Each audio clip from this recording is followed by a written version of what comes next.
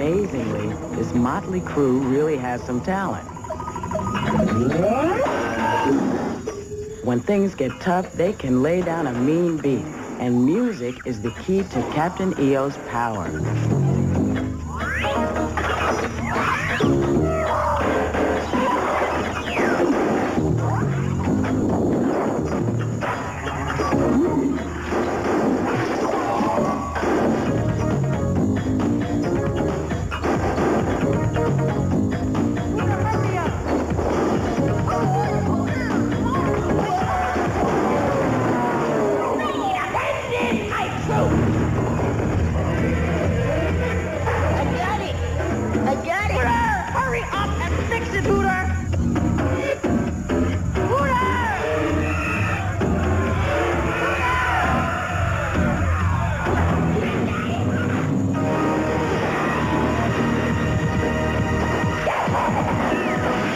Captain EO, boy, this guy is really something. I mean, he is about power, the right kind of power. And of course, in the studio, through the magic of special effects, you can be anybody you want.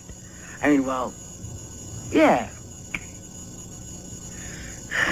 You know, special effects people have very warped sense of humor. This is not exactly what I had in mind, but I don't know, Dolly's look is, I don't know, what do you think? Is it me? I don't know. Come on, guys, let's try something different, a little more subtle, okay? Well, this is a little bit better. I mean, no one ever accused Tina Turner of being subtle. I mean, but gee, this wind ever blows through his hair. I mean, come on, fellas, surprise me, okay? Turn me into someone I can really get into. Come on, guys. You think Rambo is more subtle than Tina Turner? Okay, look, I think we've had enough fun making Whoopi, okay? Let's make Whoopi normal again, okay? Special effects aside, dancers can't just randomly snap.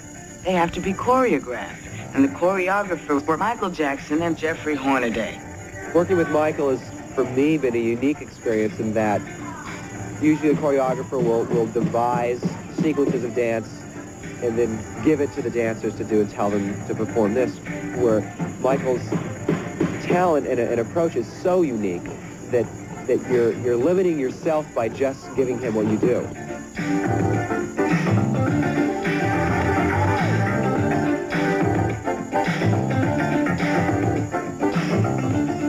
Assistant choreographer Helene Phillips was responsible for taking the dancers through the basic routine. Stop, 5, 6, push 8. Here, don't do it this way, make sure it's reaching out, that's right. 1, 2, 3, and 4, 6, 8, 10, and 8, and 2, and 4, 6, and 2, 3, 4, 5, 6. In the short time before filming began, Hornaday molded the 36 dancers into a cohesive unit, ready to back up Michael Jackson. 5, 6, 7, 8, 1, 2, 3, 4, 6, 1, 2, woo! Once Hornaday got the feeling for what Michael wanted to do, he began working with different groups of dancers who were to perform key sequences. Here we can see how the mechanical movements of breakdancing were adopted for the transformed niche warriors.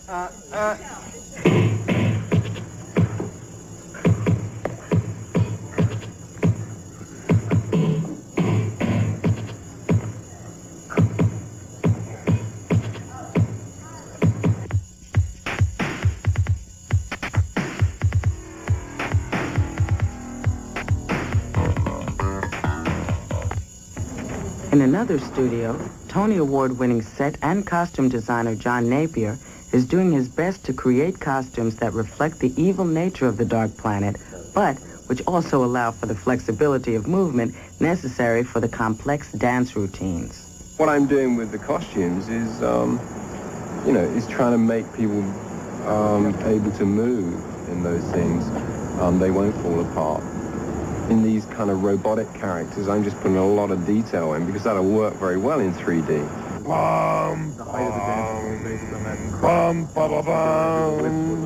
Music makes it scary.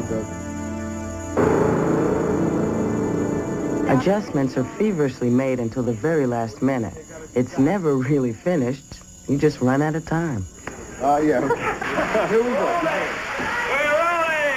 2, 3, 4, 5, 6, 7, 8, 1, 2, 6, 7, 8, 1, 6, 5, 6, 7, 8, 1, 2, 1, 1.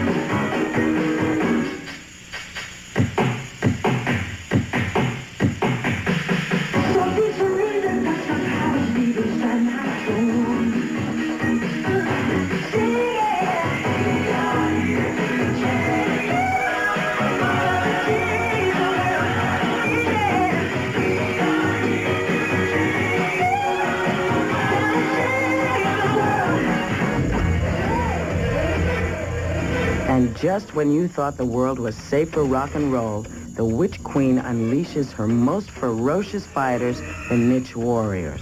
And because they're using real whips, the Niche Warriors are almost more dangerous off-screen than on. Boom, cut away the other guy, over Michael's head. For the fight between Captain EO and the Niche Warriors, Michael will have to make a series of quick movements with the whip cracking only inches from his face.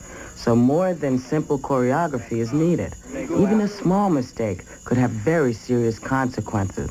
Right. Michael in short. In this instance, choreography becomes more like precision stunt coordination, with the safety of Michael and the dancers having priority. But in spite of all the precautions, Michael had a very close call.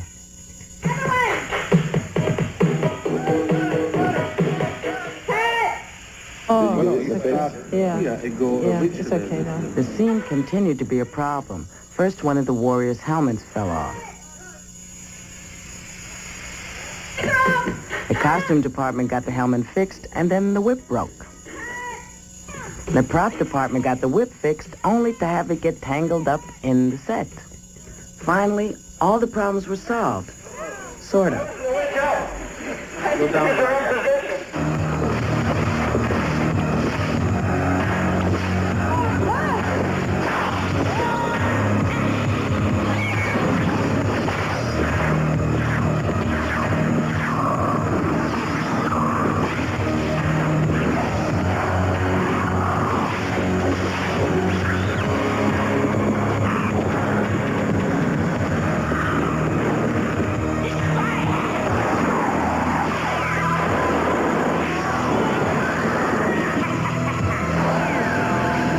It might appear that Captain EO has run out of tricks. But you know Francis and George wouldn't leave him hanging like this. Trust me, I won't tell you how, but EO does get out of it.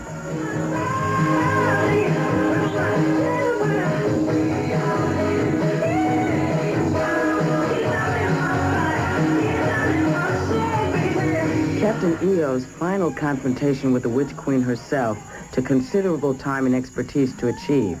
Here, Michael is being raised up on a crane so EO can fight the Witch Queen face to face. In order to shoot a different angle of EO flying up to the Queen, Michael found himself immersed in plaster so a perfectly contoured and therefore invisible body harness could be created for him. Michael, can you put your arm forward and kind of high?